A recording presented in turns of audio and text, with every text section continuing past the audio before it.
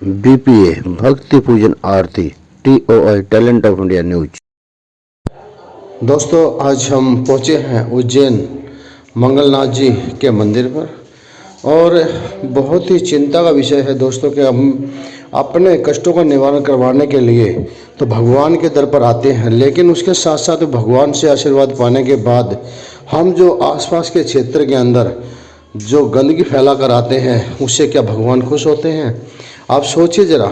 हम मंगलनाथ जी के मंदिर पर जाते हैं, अपने कष्टों का निवारण करवाते हैं। पूजा पाठ में जो सामग्री इस्तेमाल होती है उसी पूजा पाठ की इस्तेमाल सामग्री को वहाँ पर जो पंडित या मंदिर की व्यवस्था देखने वाले लोग हैं वो उठाकर उसे नदी के किनारे पर फेंक देते हैं, जिसके अंदर प्लास्टिक की पन्नियाँ भी होती हैं, प्लास्टिक की डब्बियाँ भी होती हैं, बोतलें भी हैं।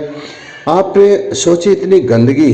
और मंदिर के आसपास ये जो पूजा पाठ में जो सामग्री इस्तेमाल की गई है, हम फूलों का इस्तेमाल जो है किसी न किसी चीज़ में प्रयोग कर सकते हैं, जिस तरह से हम इनका बीज बना सकते हैं, खाद बना सकते हैं, या किसी और चीज़ में हम इसको इस्तेमाल ले सकते हैं। आजकल तो बहुत सी चीज़ें हैं, हम इसकी अगरबत्तियाँ भी बना सकते हैं, तो सामग्री में भी इस्तेमाल कर सकते हैं हम इनको सुखाकर।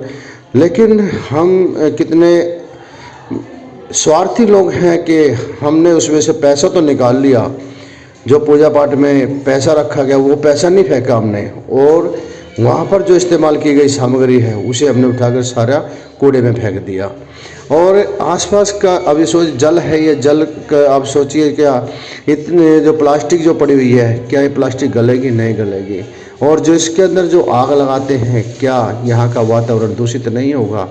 और ये सबसे चौंकाने का विषय है कि मध्य प्रदेश के अंदर बीजेपी की सरकार कई वर्षों से रही है और मोदी जी का नारा भी है कि स्वच्छता अभियान, और हमेशा स्वच्छता अभियान चलाते हैं मोदी जी। तो क्या इन लोगों पर कभी इस चीज़ का असर नहीं पड़ता? मध्य प्रदेश सरकार, मोहन यादव मुख्यमंत्री जी थोड़ा सा इस पर अगर गौर करेंगे तो कहीं ना कहीं हम अपने पूजा स्थलों के आसपास फैली इस गंदगी को हम जरूर हटा सकते हैं, लेकिन उसके लिए हमें ही सामने आना होगा। और जब तक हम लोग सामने नहीं आएंगे और खुद जागरूक नहीं होंगे तब तक ये कार्य नहीं हो सकता। और क्योंकि हमें आसपास का क्षेत्र दूषित नहीं करना, वहाँ का जो क्षेत्र है उसे हमेशा अच्छा बनाकर रखेंगे, तभी कोई भी जाएगा आएगा तो सबका मन लगता है। पूजा पाठ करने के बाद, भगवान का आशीर्वाद पाने के बाद सभी खुश होते हैं।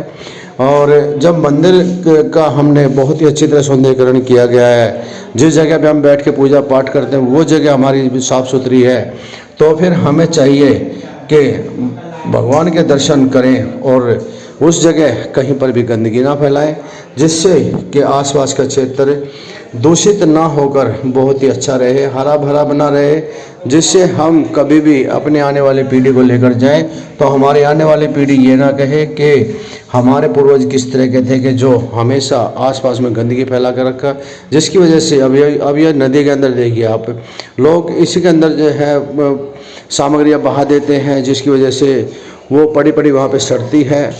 हम लगता है कि हम आधुनिकता के दौर में आ तो गए हैं, 2024 है ये, और इसके बावजूद भी जो है हम इतने आधुनिकता के दौर में होते हुए भी हम अपने आप को शायद उस तरह से मेंटेन नहीं कर पाए हैं कि हम पूजा पाठ की सामग्री को हम किस तरह से इस्तेमाल में ले सकते हैं ताकि वो इधर उधर फैले नहीं। और इससे हमारे, क्योंकि पूजा पाठ में जो हमारी सामग्री इस्तेमाल की जाती है, तस्वीरें इस्तेमाल की जाती है, हम उन्हें पूजा पाठ करने तक तो हम उन्हें भगवान मानते हैं, लेकिन कुछ समय के बाद वो सब हमारे लिए व्यर्थ हो जाती है। इसलिए कृपया कर ध्यान दीजिए, आप इन्हें नहीं फेंकिए।